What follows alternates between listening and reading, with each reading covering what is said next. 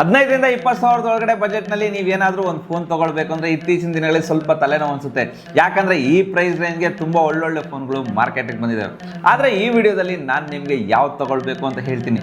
ನಿಮ್ಮ ಬಜೆಟ್ 20,000 ರೂಪಾಯಿ ಅಂದಾಜಿದ್ರೆ ನಾನು ನಿಮಗೆ ಟೋಟಲ್ 5 ಫೋನ್ ಬಗ್ಗೆ ಹೇಳಕ್ಕೆ ಹೋಗ್ತಾ ಇದ್ದೀನಿ. ಈ ಫೋನ್ ನನಗೆ ತುಂಬ ಇಷ್ಟ ಆಯಿತು ಮತ್ತು ನಿಮ್ಮ ಮೈಂಡಲ್ಲಿ ಬೇರೆ ಯಾವುದಾದ್ರೂ ಆಪ್ಷನ್ ಇದ್ದರೆ ಕಮೆಂಟಲ್ಲಿ ತಿಳಿಸ್ಕೊಡಿ ಮತ್ತು ಯಾವುದೇ ಕ್ವಶನ್ ಇದ್ರೂ ಕೇಳಿ. ಈ ವಿಡಿಯೋ ಶೇರ್ ಮಾಡಿ, ನಮ್ಮ ಚಾನಲ್ನ ಸಬ್ಸ್ಕ್ರೈಬ್ ಮಾಡಿ. ಬನ್ನಿ ಈ ವಿಡಿಯೋ ಸ್ಟಾರ್ಟ್ ಮಾಡೋಣ. ಮೊದಲನೇದಾಗಿ 5th ಪೊಸಿಷನ್ನ ಫೋನ್ ಬಗ್ಗೆ ಮಾತಾಡೋದಾದ್ರೆ ಇನ್ಫಿನಿಕ್ಸ್ ನೋಟ್ 15s. ಈ ಫೋನ್ ತನ್ನ ಪ್ರೈಸ್ ಸೆಗ್ಮೆಂಟ್ನಲ್ಲಿ ಸೆನ್ಸೇಷನ್ ಮಾಡಿದೆ. ಯಾಕಂದರೆ ಈ ಪ್ರೈಸ್ ರೇಂಜಲ್ಲಿ ಈ ಫೋನ್ ಲಾಟ್ ಆಫ್ ಫೀಚರ್ಸ್ ಲಭ್ಯವಿದೆ. ಬಿಲ್ಟ್ ಕ್ವಾಲಿಟಿಯಲ್ಲಿ ನಿಮ್ಮನ್ನು ಡಿಸಪಾಯಿಂಟ್ ಯಾವುದೇ ರೀತಿ ಮಾಡಲ್ಲ. ವೆರಿ ಸ್ಲಿಮ್ ಆಗಿದೆ, ಲೈಟ್ ವೇಟ್ ಆಗಿದೆ, ಡಿಸೈನ್ ತುಂಬ ಅಟ್ರಾಕ್ಟಿವ್ ಆಗಿದೆ. ಬ್ಯಾಕ್ನಲ್ಲಿ ಹಾಲೋ ಲೈಟ್ನ ಸಿಗ್ತದೆ ಮತ್ತು ತುಂಬ ಬ್ಯೂಟಿಫುಲ್ ಆಗಿ ಕಾಣುತ್ತೆ. 64 MP ಮೈನ್ ಸೆನ್ಸರ್ ಇದೆ. ಗುಡ್ ಫೋಟೋಸ್ ತೆಗಿಬೋದು.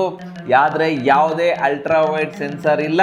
ಬಟ್ ಸರ್ಪ್ರೈಸಿಂಗ್ಲಿ ಏನಂದರೆ 120 Hz 3D ಕರ್ವ್ ಡಿಸ್ಪ್ಲೇ ಸಿಗ್ತಾ ಇದೆ. ಇದರ peak brightness 1300 nits peak brightness ಸಿಗ್ತಾ ಇದೆ. ಗೊರಿಲ್ಲಾ ಗ್ಲಾಸ್ 5 ಪ್ರೊಟೆಕ್ಷನ್ ನೊಂದಿಗೆ ಬರುತ್ತೆ. ಡಿಸ್ಪ್ಲೇ ತುಂಬ ಆಸಮ್ ಆಗಿದೆ. ಬ್ಲೆಸಲ್ಸ್ ತುಂಬ ಮಿನಿಮಲ್ ಆಗಿ 5500 mAh ಕೂಡ ಬ್ಯಾಟ್ರಿ ಸಿಗ್ತಾ ಇದೆ. 45 ವಾಟ್ಸ್ ಚಾರ್ಜರ್ ಬಾಕ್ಸ್ನಲ್ಲೇ ಸಿಗ್ತಾ ಇದೆ.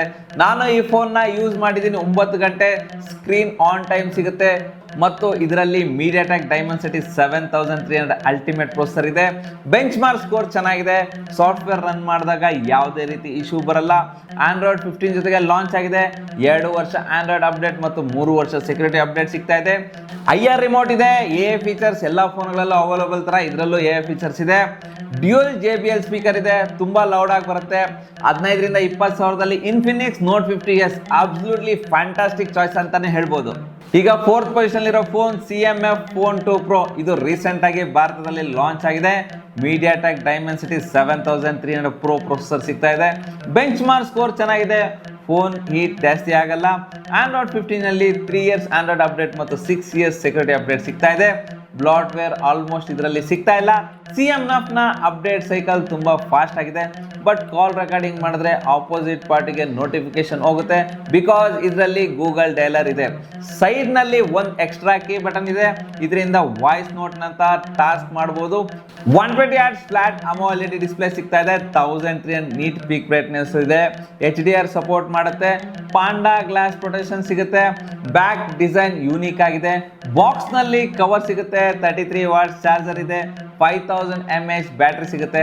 7 to 8 hours screen on time ಸಿಗುತ್ತೆ. ಸಿಂಗಲ್ ಸ್ಪೀಕರ್ ಇದೆ. 50 MP ಕ್ಯಾಮ್ರಾ ಸಿಗುತ್ತೆ. ಜೊತೆಗೆ ಅಲ್ಟ್ರಾ ವೈಡ್ ಸೆನ್ಸಾರ್ ಮತ್ತು ಟೆಲಿಫೋಟೋ ಲೆನ್ಸ್ ಸಿಗುತ್ತೆ. 4K ವಿಡಿಯೋಸ್ ರೆಕಾರ್ಡ್ ಮಾಡ್ಬೋದು. Over all CMF Phone 2 Pro fantastic device ಆಗಿದೆ. ಆದರೆ ಇದರಲ್ಲಿ ಒಂದು ಡ್ರಾಪ್ ಆಗಿದೆ. ಇದರಲ್ಲಿ ಸಿಂಗಲ್ ಸ್ಪೀಕರ್ ಇದೆ. ಮತ್ತೆ 3ನೇ ಪೊಸಿಷನ್ ಅಲ್ಲಿ ಪೋಕೋ X7 ಇದೆ. ಇದು ತುಂಬಾ ಓಲ್ಡ್ ಫೋನ್ ಅಲ್ಲ, ಆದರೆ ಇದನ್ನ ಆಂಡ್ರಾಯ್ಡ್ 14 ಜೊತೆಗೆ ಲಾಂಚ್ ಆಗಿದೆ.